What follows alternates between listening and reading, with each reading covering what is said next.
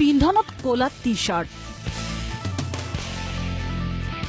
Rough and tough চেহেৰা,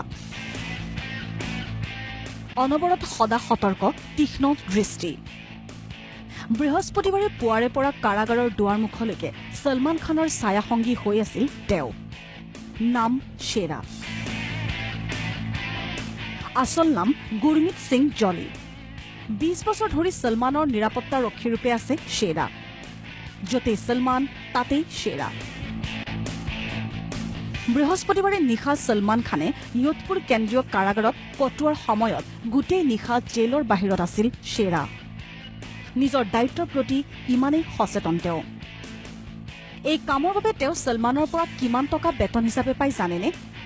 মাহে 15 লাখ টকা, বছৰত 2 কোটি। নিৰাপত্তাৰক্ষী হৈও শ্বেৰা এতিয়া চেলিব্ৰিটিৰ দৰেই হৈ পৰিছে।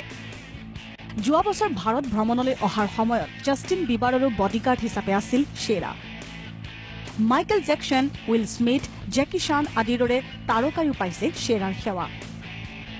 এসময়ত শৰীৰ চৰ্চা কৰি মিষ্টাৰ মহাৰাষ্ট্ৰ প্ৰতিযোগিতাত 2য় স্থান পাইছিল শ্বেৰাই।